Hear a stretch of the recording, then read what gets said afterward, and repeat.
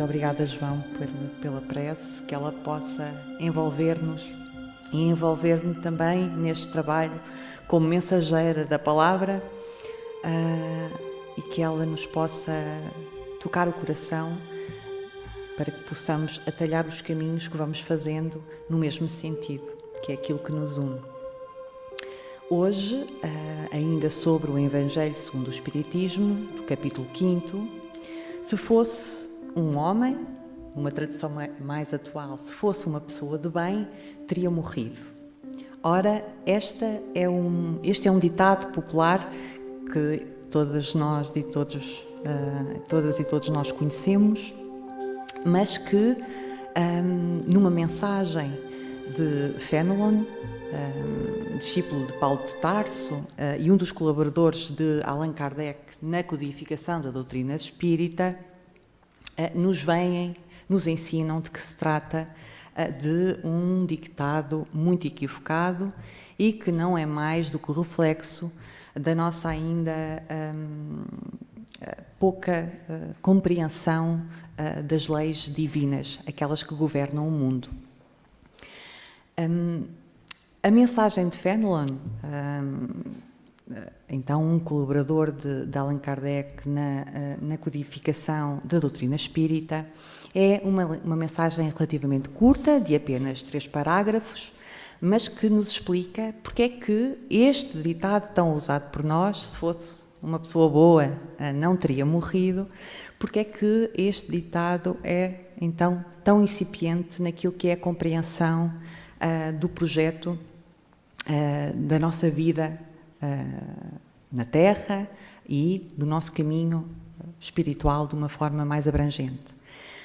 É que este ditado, tão pequeno, assenta numa série de equívocos. Eu seleciono 3 grandes equívocos que sustentam este ditado, esta fala tão comum, e que, no fundo, se ligam a estes 3 parágrafos em que se desdobra a mensagem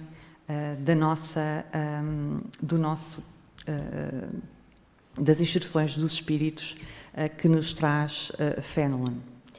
Um dos equívocos é a asserção de que as pessoas de bem têm necessariamente uma vida curta, uma encarnação, uma vida encarnada mais curta do que as pessoas que têm uma encarnação mais longa. Depois, a presunção de que o desencarne, o retorno ao plano espiritual, é inerentemente negativo, mau. E o terceiro equívoco, talvez o mais importante, é o de que compete a cada um de nós, que aqui estamos encarnados e encarnadas, a decidir o que é conveniente ou não como um momento adequado para as pessoas desencarnarem. Enfim, que cabe a nós julgar se o momento do desencarne é ou não o momento mais conveniente. Ora, trata-se de 3 asserções equivocadas, esta última ainda mais, porque, na verdade, nós não sabemos o suficiente da matriz espiritual de cada um de nós que nos encontramos aqui na Terra para aferir sobre aquele que é o momento mais adequado para o desencarne. Tampouco dominamos o programa de reencarnação, o projeto reencarnatório que individualmente trazemos. Só Deus sabe de todas as pessoas e de cada uma das pessoas. É Ele que institui um projeto existencial para cada um de nós e, portanto, só Ele, no conhecimento da matriz espiritual e desse projeto, poderá traçar um momento mais adequado para o desencarne, que pode ser um momento de vida curta, de vida encarnada curta, ou pode ser um momento de vida mais longo, consoante as necessidades de evolução do espírito individual. Dentro da necessidade evolutiva de cada pessoa, então cada pessoa tem um tempo que depende apenas do seu livre-arbítrio e da sua conduta ao longo de um projeto de vida mais amplo e que se desdobra em muitos flashes que são as encarnações que fazemos na vida material. Então, diante da doutrina espírita e as diretrizes do Evangelho do Cristo, percebemos que o ser é imortal e está numa jornada evolutiva e que essa jornada é conduzida e a partir da nossa conduta e do nosso arbítrio, mas que ela obedece a um projeto, a uma linha, a um programa que de forma ampla traça as provas porque vamos passar em cada momento, neste caso na Terra. Mas vamos organizar então esta palestra a partir destes 3 parágrafos, detalhando de uma forma mais ilustrada pelas palavras do nosso querido irmão Fenelon, que nos traz esta bela mensagem e que nos vai esclarecendo sobre alguns dos equívocos que de uma forma muito ampla já referi. E começando pelo primeiro parágrafo desta mensagem composta por 3, falando de uma pessoa má que escapa de um perigo, costumais dizer: se fosse uma pessoa boa, teria morrido. Pois bem, assim falando, dizeis uma verdade, pois com efeito, muito a miúdo sucede dar Deus a um espírito de progresso ainda incipiente, prova mais longa, do que a um bom que, por prémio do seu mérito, receberá a graça de ter tão curta quanto possível, a sua provação. Por conseguinte, quando vos utilizais daquele axioma, não suspeitais de que proferis uma blasfémia. Ora, e porquê é que blasfemamos quando, diante de alguém tido como mau, que escapa à morte, costumamos dizer, se fosse uma pessoa boa, teria morrido? Ora, como já referi, trata-se de um pensamento incipiente na compreensão daquilo que é a realidade espiritual que nos governa. A reencarnação não é mais do que uma oportunidade educativa dos espíritos que estão em evolução. Não é um caminho de porta fechada quando se morre. É um caminho que continua ao longo de muitos flashes reencarnatórios. Por isso não nos compete a nós julgar a conveniência ou não da morte de alguém, pois é a Deus quem determina esse momento. Por outro lado, ficar mais ou menos tempo, e aqui remetemos então para o primeiro equívoco, é muito relativo e não permite aferir sobre a envergadura espiritual de ninguém. Ora, porque o primeiro pressuposto deste equívoco é que quem vive pouco é uma pessoa melhor, uma pessoa boa, o que não é verdade. Ou não há uma relação direta entre o tempo de reencarnação e a envergadura moral do espírito. Temos muitos exemplos que podem ilustrar esta asserção. Há gente boa que vive bastante, mas também há gente com más inclinações que tem uma existência breve. Os espíritos de grande envergadura, e lembramos-nos logo de Jesus, é verdade, que teve uma vida relativamente curta, de 33 anos, que outros espíritos também vêm à Terra, outros espíritos elevados, puros, para uma jornada breve, retomando sem delongas o plano espiritual. Mas também sabemos de muitas pessoas jovens, e recordo-me daquelas pessoas que se envolvem, mais jovens que se envolvem em caminhos de criminalidade, em contextos muito violentos, e cuja expectativa de vida é relativamente curta. Ora, não se trata necessariamente de espíritos com uma boa conduta moral e com uma elevação espiritual, e sim de pessoas com penosos reajustes no plano espiritual e com atormentadas futuras reencarnações. Mas não há aqui linearidade, porque outros espíritos podem viver mais ou menos tempo, mas isso não quer dizer que possamos aferir que se trata de um bom ou de um mau espírito.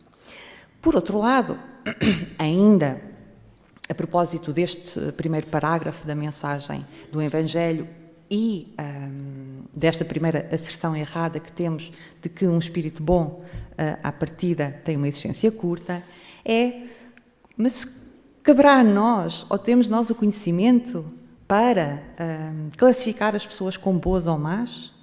Que sabemos nós daquela pessoa, não é? Como é que nós nos julgamos capazes de julgar alguém como bom ou mau?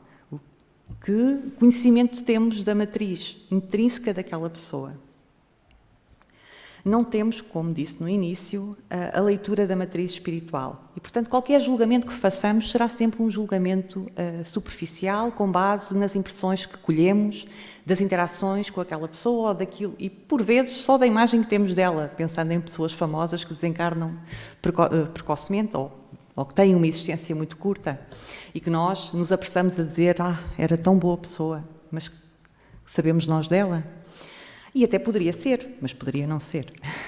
E, além do mais, tem o seu caminho, tem a sua programação espiritual, que é individual e que não permite generalizações sobre o tempo de permanência na Terra. Não temos o direito de fazer esse julgamento, é apenas Deus que conhece em profundidade e sem margem de erro essa matriz daquilo que é a nossa envergadura espiritual. E, enfim, é muito frequente, ainda hoje se ouve, quando vemos alguém a partir, temos sempre um juízo de valor sobre essa envergadura. Dificilmente não dizemos uma palavra: era uma pessoa tão boa, ou às vezes o contrário. E porque é que não havia de ser fulano de tal, faz tanto mal e continua cá?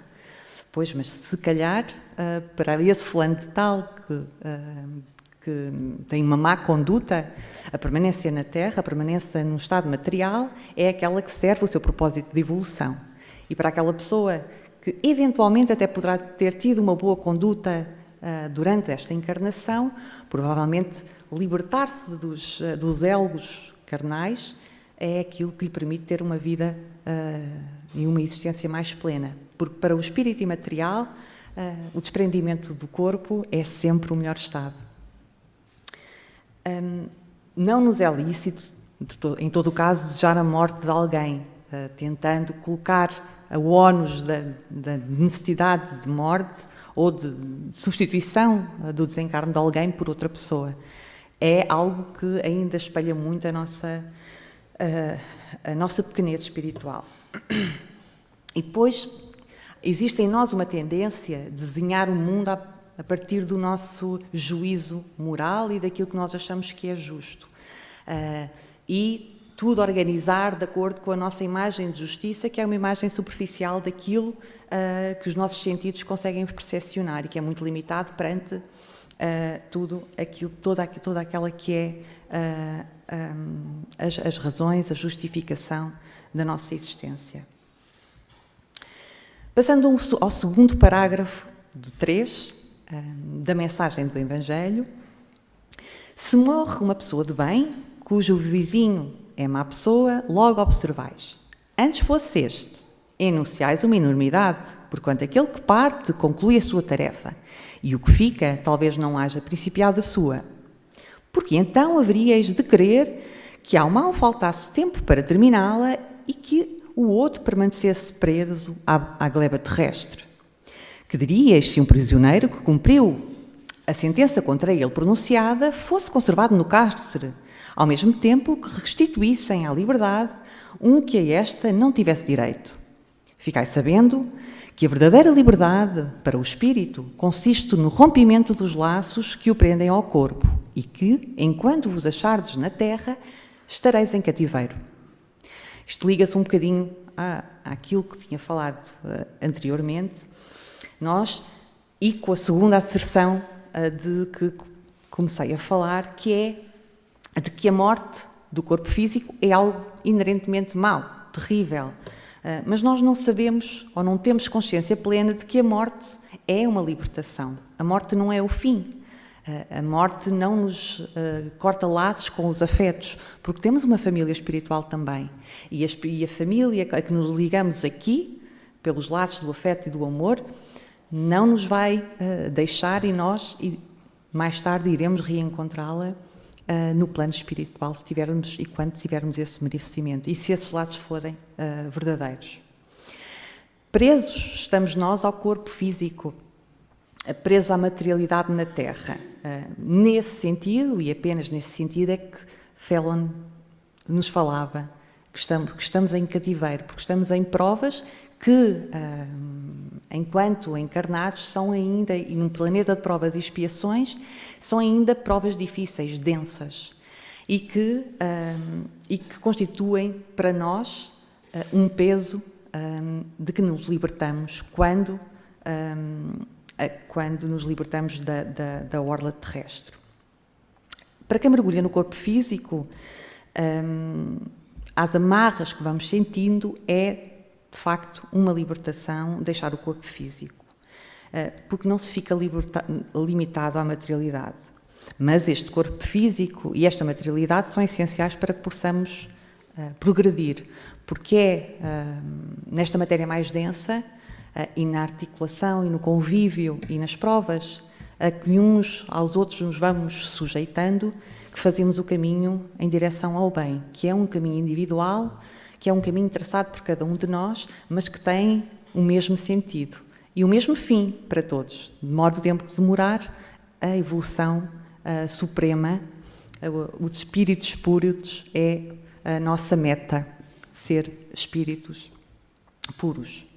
E, portanto, enquanto estivermos do corpo físico, devemos aproveitar os ensinamentos que a presença desta materialidade nos proporcionam e que, fora dele, não possamos ter da mesma forma. Em todo o caso, sabemos que mais cedo ou mais tarde todos nós nos vamos desprender da vestimenta física e libertar-nos, que é, aliás, o melhor estado para o espírito imortal. Finalizando com o terceiro parágrafo, talvez o mais importante e o mais intenso e significativo da mensagem do Evangelho, e que passo a transcrever: habituai-vos a não censurar o que não pudeis compreender e crede que Deus é justo em todas as coisas. Muitas vezes, o que vos parece um mal é um bem. Tão limitadas, no entanto, são as vossas faculdades, que o conjunto do grande todo não o apreendem os vossos sentidos obtusos. Esforçai-vos para sair pelo pensamento da vossa acanhada esfera e, à medida que vos elevardes, diminuirá para vós a importância da vida material que, neste caso, se vos apresentará como um simples incidente no curso infinito da vossa existência espiritual, única existência verdadeira. De facto, esta é talvez a passagem mais importante e que converge para o terceiro equívoco, que é a nossa verdadeira incompreensão do fenómeno natural da morte do corpo físico. E olhamos o conceito de justiça divina à luz filtrado por aquilo que é o nosso conceito mais imediatista da justiça material. E a justiça material mais superficial, que é aquela que permeia os nossos sentidos mais imediatos. Estamos diante da miopia do conhecimento. Não sabemos, apenas expressamos o nosso desejo diante da nossa condição de pessoas ainda ignorantes daquilo que é a justiça divina. E, portanto, a análise estrita do nosso olhar leva a que nos façamos julgamentos sem compreender a causa de cada situação, que pode ser provacional ou não, e que é a situação dos nossos espíritos. A maioria das situações, aliás, e até as fatalidades que nós identificamos como fatalidades da morte, apenas poderão ser apreendidas por nós mediante uma acessão que contemple a justiça divina e não a justiça material. Só a noção de que existe uma justiça para além daquela que nós materialmente aferimos é que poderemos compreender os factos a que chamamos fatalidades. Mas tendemos a medir a justiça divina a partir do nosso prisma material, ignorante, ainda incipiente, negando que existe uma justiça superior, que é transcendente, que é equânime, que é equitativa, distributiva, que vai ocorrendo entre encarnações, que é longa, mas que é sábia. A reencarnação é uma oportunidade evolutiva, educativa, mas a lógica reencarnatória é uma lógica de progresso, embora nós não dominemos aquilo que é a nossa programação reencarnatória. Por vezes, aquele que ao nosso olhar tem uma vida curta é apenas uma programação mais curta e não uma vida estritamente mais curta. O projeto reencarnatório é individual e apenas aquilo que nos une neste movimento é um movimento cujas vibrações são construídas por cada um de nós, pelo nosso livre-arbítrio. Isto é aquilo que nos aproxima de todos os outros, todo o mais daquilo que é a substância do seu caminho é do nosso desconhecimento. A inteligência suprema é tão perfeita que nos trouxe para nos irmos então aperfeiçoando em cada experiência de vida, de relação, de contacto com a matéria, para aprendermos no sentido da lei do amor. E só esta existência mais material é que nos permite fazer este caminho, porque nos dá acesso a provas e a relações que não podemos ter de outra forma. E, portanto, devemos ter um olhar, o nosso olhar relativamente a alguém que parte deve partir daqui, da ideia de que é um caminho que é longo e que não termina aqui. E aquele que partiu, que consideramos bom ou mau, tanto faz um como o outro, não é? Todos são filhos de Deus, em processo evolutivo, que teve mais uma experiência muito rápida, como um raio de luz que passa rápido. Seja aquele que tem uma vida aparentemente mais curta, na acessão material, seja aquele que tem uma vida aquilo que na nossa acessão tem uma vida longa. Ambas são um flash na existência que é composta por múltiplas e incontáveis encarnações. E devemos pacificar-nos, e este é o pensamento final que deixo, porque acho que é muito profundo. Devemos pacificar-nos quando, na presença daquilo que identificamos como perdas prematuras, pessoas que vão na nossa acessão mais rapidamente, que a justiça é divina e que é inteligente e que é equânime e que é equitativa e que é distributiva e que não comete, passa a redundância, injustiça com ninguém. Essa é a inteligência suprema. E isto tem lógica, embora nós não consigamos, nem esteja no nosso caminho e no nosso conhecimento, identificar os trâmites desta programação. Mas ela existe, faz sentido, e é essa justiça que nos deve acalmar, pacificar perante as indas e as vindas neste planeta Terra, que é ainda um planeta muito provisório e que nos conduzirá a outros muito melhores e sempre juntos daqueles espíritos aos quais nos ligamos com o verdadeiro afeto. Muito obrigada.